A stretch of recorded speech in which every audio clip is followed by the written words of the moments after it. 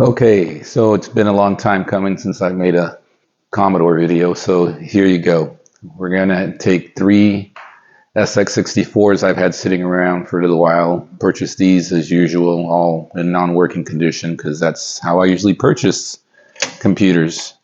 And so let's take a look and see what we're gonna do with each one, or what's wrong with each one, and go from there. So this will be an SX-64 Repairathon, so to speak. So let's see what we got. So starting with the bottom one here, we have nothing. Well, there we go. We have a blank screen, nothing on it, just white. Okay, so that's the first one. Let's see what we got for the second one here. And the second one, come on, baby. Same thing, white screen, nothing on it. And the last one that we've got going on here, come on. Ooh, I hear a lot of sound humming. So it could be the SID chip is messed up, but there you go. 3 blank screens. Let's see what's up with each one of them. I'm hoping that it's a little bit more than just a PLA. Otherwise, this will be a boring video. But here we go. Let's see what we're going to do with these. And then we'll start with the bottom and work our way up. All right. Here we go. Okay, so here's our first subject. Turn it on.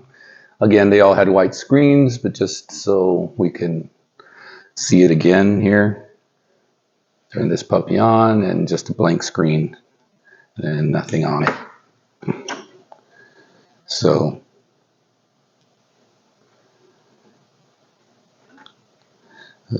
make sure that the contrast isn't blocking out anything, and it's not. So yeah, all right.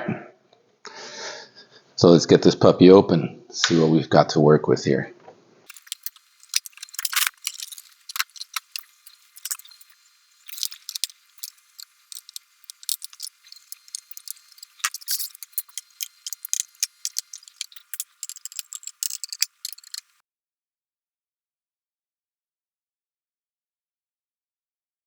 So first things first then, let's, as usual, let's attack the PLA first, since it's a white screen, and that's usually the problem.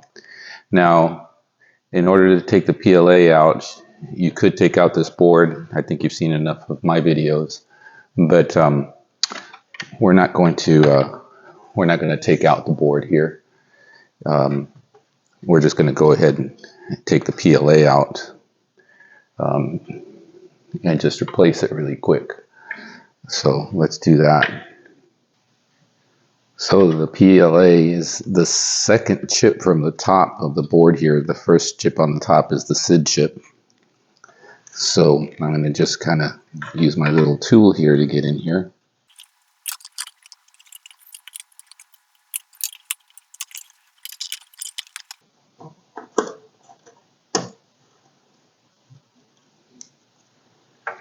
Okay, so there's the PLA chip there. I can get this focused or not.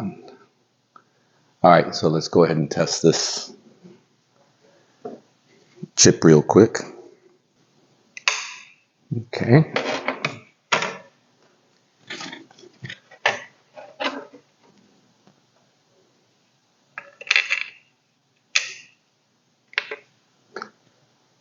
And then we'll choose, oops, not what we want.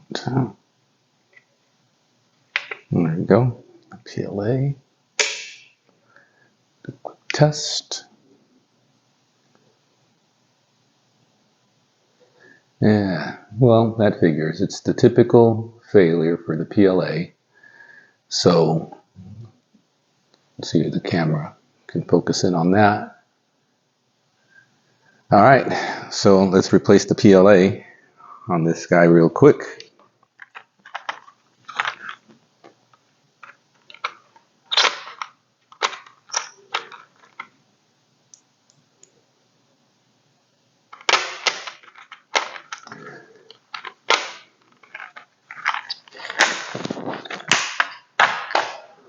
So the notch goes to the right, okay, on the boards, and it's easy to, if you can't see the little notch or whatever, all the writing on all the chips should all be facing the same way. So in other words, you can see that this is going to face upside down, just like all the other chips are. So just got to align the pins and make sure you don't bend any of them. And if you're using a new PLA, you'll want to straighten the pins out because usually they're kind of bent outwards. It'll make it easier to slide in without damaging any of the pins. Okay.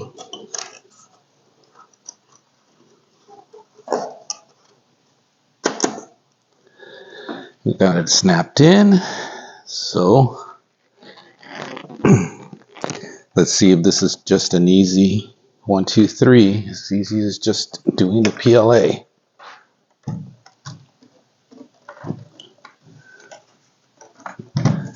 All right.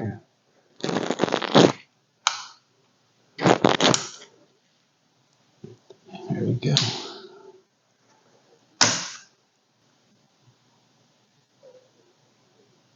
Okay. Not as easy as just a PLA because I'm still getting a white screen. So the next thing we're going to do is go after the kernel. But just because we're getting a white screen, just in case, let's go ahead and put in a dead test cartridge in there and see if we get any flashes, which means that we have a memory error. So, okay, putting in a dead test cartridge in here right now. All right, let's turn this thing back on and see if we get any screen flashes. Okay, so no screen flashes, which is good, but you can see that the diag is running. Let's make this go all the way through. I'd like to hear if the SID is okay. And that's a good sign.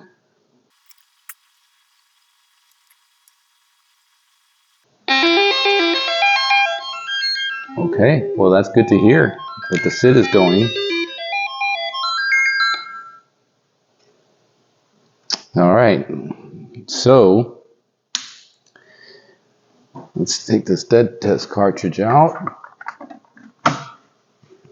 Okay, so before we go and start taking out any more chips or anything, the dead test worked, so that was a good sign. Let's go ahead and put in the diag cartridge in here, because if the diag cartridge works, it'll give us a little bit more clues as to what we're looking at here. Okay, and the diag cartridge isn't working. It's giving us a blank screen. So usually we replace the PLA that was bad. The dead test cartridge works. The diag cartridge does not. That usually points to an issue with the ROMs. So I'm going to put in a Kickman cartridge that'll bypass the ROMs. Or it'll bypass the kernel anyways. Now let's see what the Kickman cartridge, what it does. So there you go. So the Kickman cartridges produces a good result and produces the Kickman screen. So basically, that narrows us down to the kernel, right? Okay, since we know the Kickman works, that pretty much gives us a clue as to the kernel ROM being bad. So let's take the kernel ROM out and test that. So that's what the Kickstart cartridge does: is it bypasses the kernel ROM.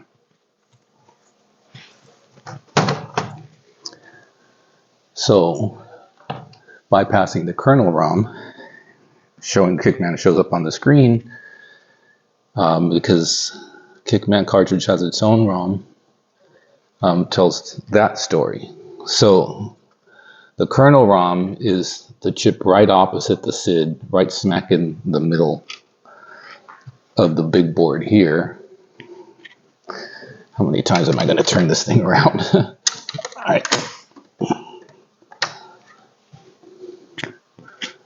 Okay, so the kernel ROM here will be that middle chip. That middle chip right there. Okay. So let's pop that out.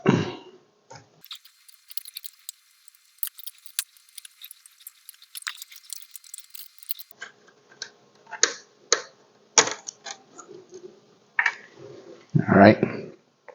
So let's go ahead and test this guy here.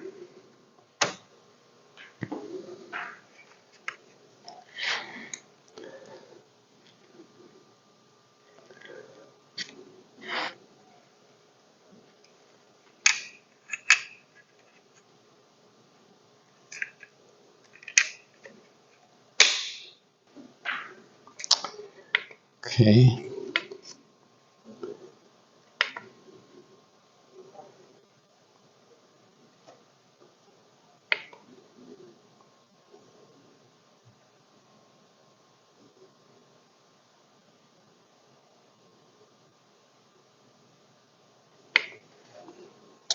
Okay. And it failed right off the bat.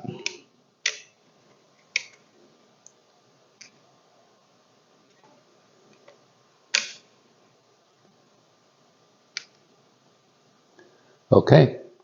So now we know that the kernel ROM is bad. So let's go ahead and replace that. Okay, so here's a newly programmed SX-64 ROM. And there we go. BTC 70B. That should be the right checksum. So let's go ahead and replace that.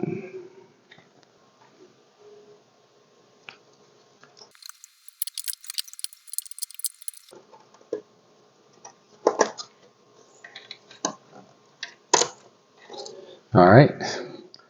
So now let's test this one more time.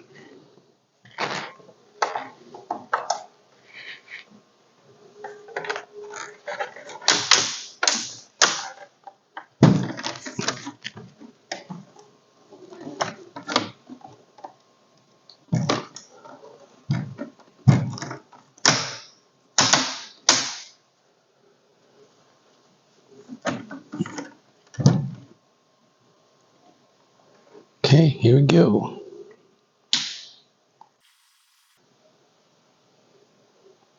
There we go. Got the screen, got the right RAM. Let's go ahead and run the diag cartridge real quick here.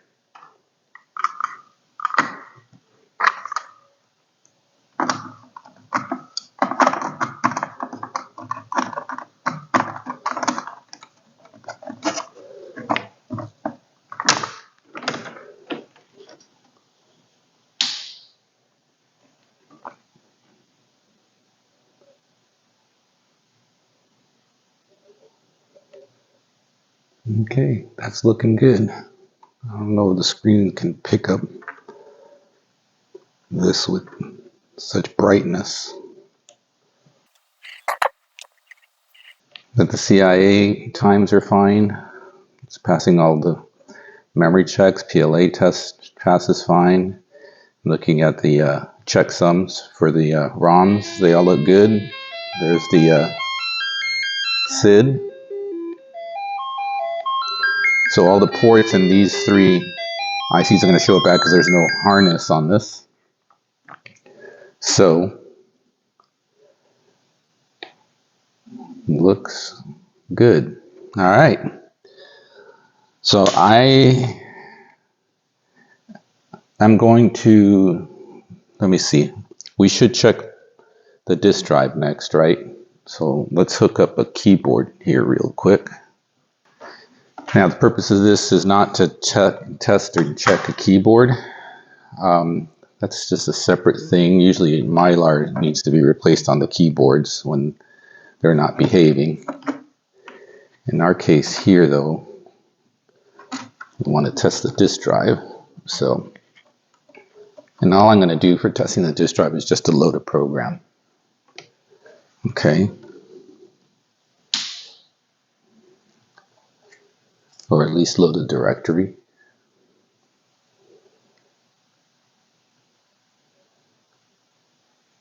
Oh, I should take that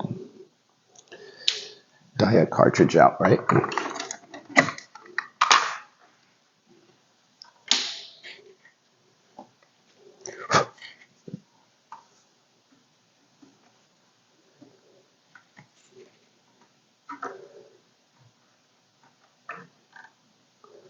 Okay.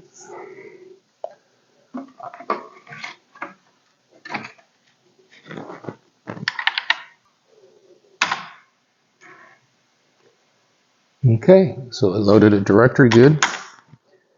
I'm using a very picky keyboard here. Like I said, the purpose isn't to replace this keyboard, but I can tell that this keyboard is going to need new Mylar.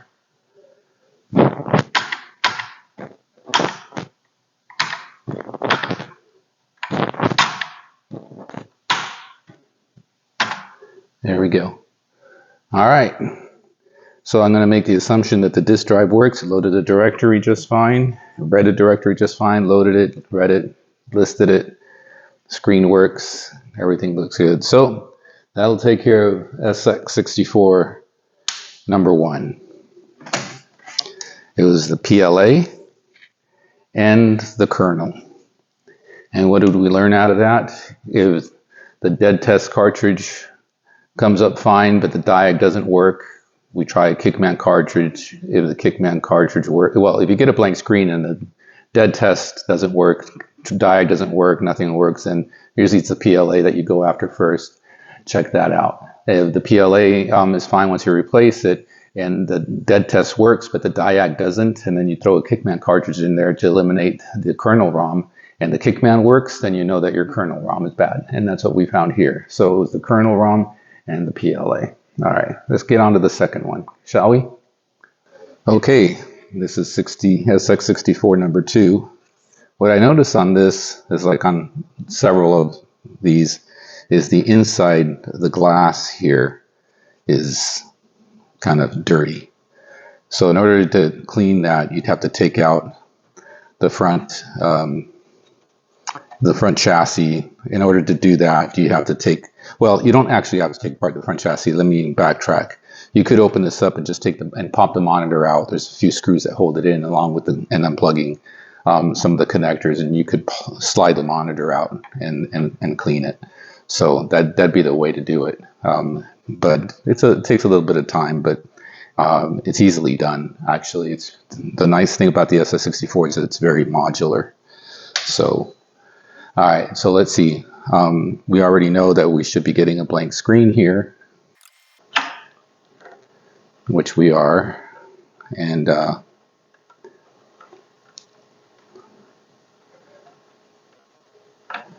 okay, so same steps as the other one.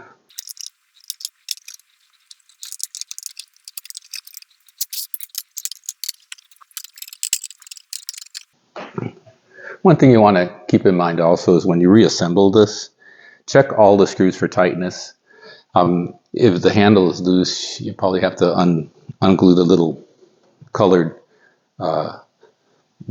plugs. But you want to check all the screws along the side. And sometimes people miss doing this, but you might want to also check the screws on the feet, on the little feet on the bottom. Those are always getting loose as well. No one really pays much attention to them. So, all right. So PLA is at the very bottom of the main board here underneath the SID. That's what we're going to attack.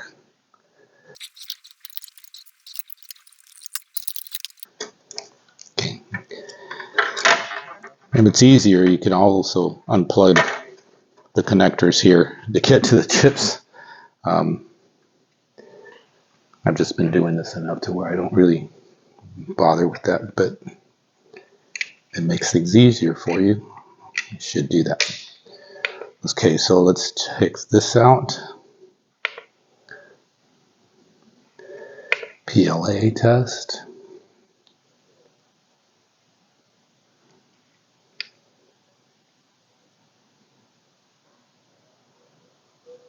And failure, as usual. Okay, so another PLA.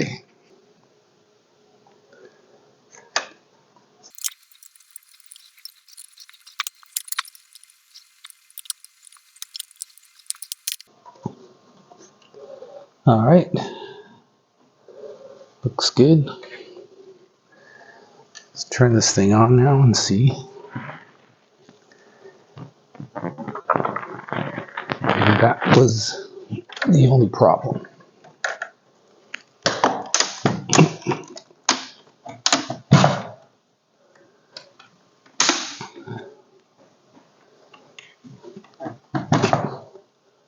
All right, here we go. Well, there you go. That seemed to be the only problem. So that's nice. Hopefully the monitor can pick that up, or I should say the camera. So let's go ahead and run the diode.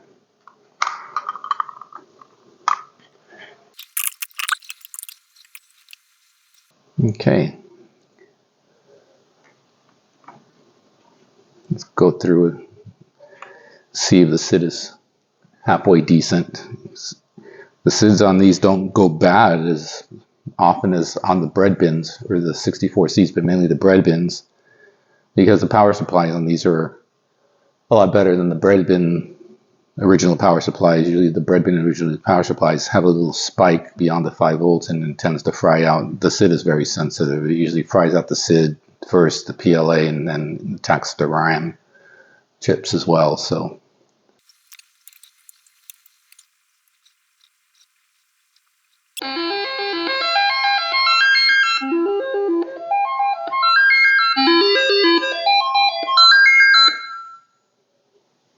okay, I think we can call this one good as well. That was easy. PLA. So let me get this thing put back together and we'll get to the third one.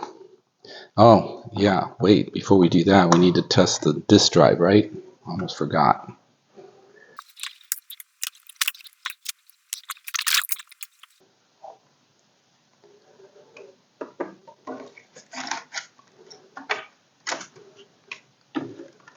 Okay.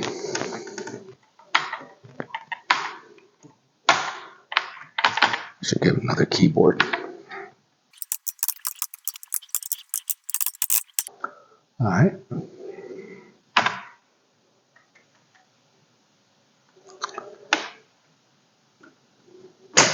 Didn't like that.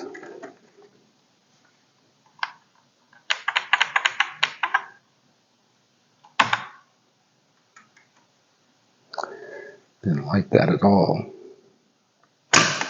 So let's try a different disk just in case.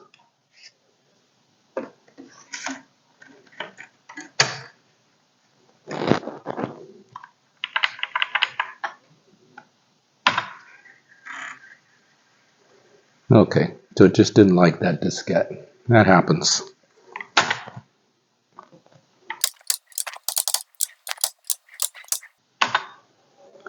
Okay, so it gave me I read the disk just fine. Okay, so it reads this disk. It didn't read the other one that the other SX-64 read, but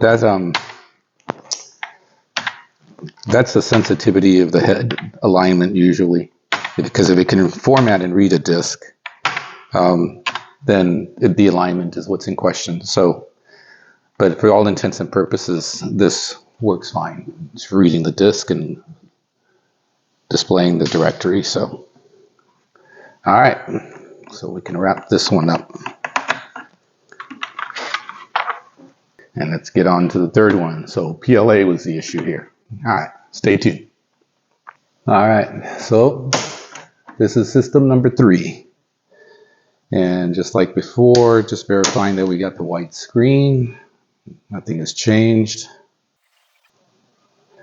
And there you go, white screen. So, just like the others, hit the PLA first. This looks like it's been in, someone's been in here, because I don't see the zip ties on the wires. So, it's apparent someone's been in this machine before already.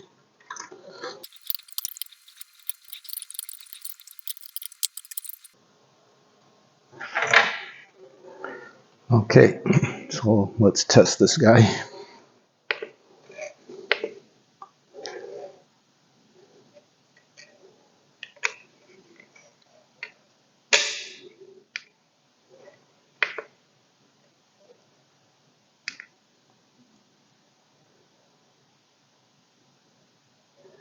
Failed. Oh, well, I'm sure that's not a surprise.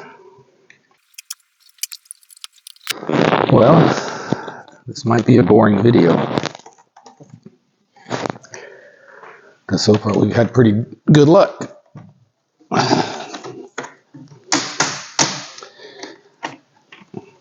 by that I mean it's usually good luck when the drive is working, because the rest is kind of easy, but let's see what happens here. Well, there you go. We have a screen, a good screen. So let's go ahead and test the diag. Not that I'm going to expect anything bad out of it.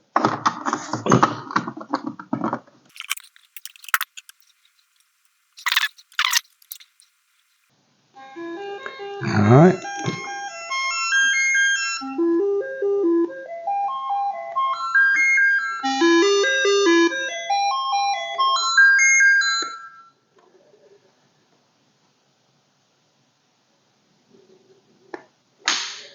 So diag test good, everything looked good, the checksums all look good, CIA times were all good. So at this point, we're just going to test the floppy, right?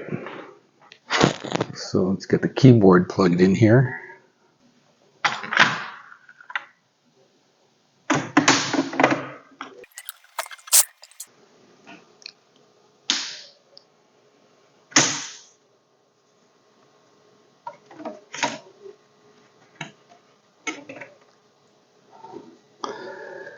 This keyboard with the bad membrane that I'm using here is the keyboard that came with this one of these. So I haven't cleaned it or replaced the membrane, which is why it's being stubborn. All right.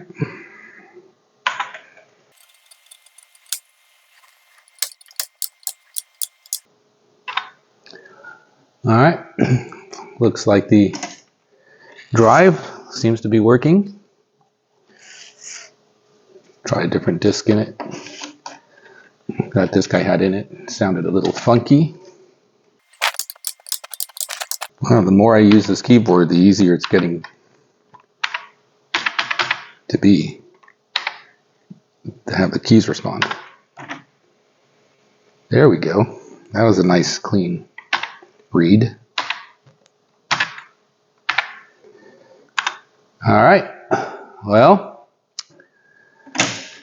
there you have it. That is number 3. A boring video. That first repair wasn't too bad considering it was a PLA in the kernel, but these last two, it's just your typical SX-64 blank screen PLA going bad. So, all right. So let me get this thing back together and we'll do a quick summary recap and yeah, call it a day. Hold on. Be right back. All right. So I guess we can wrap this SX-64 Repairathon up. We had 3 computers with dead screens, well, with white screens, and now they're all working again. And the issue with them was basically the PLAs.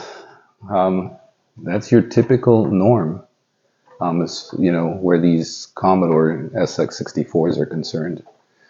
The first one was a little bit of a challenge, which was good because that was not just the PLA, that was also the ROM and the kernel ROM. And that's also typically what goes wrong with these things. If we had a drive error, I have a lot of other videos on SX-64 repairs on my YouTube channel that you can look at for drive repairs on these, because that's usually the common things on those are the 7 series chips, the small chips. So anyways, all right, so I think that wraps it up. Wish it would have been more exciting, but that's the way it goes sometimes. All right, like I always say, enjoy life, live for today. It's short, enjoy it. All right, peace out.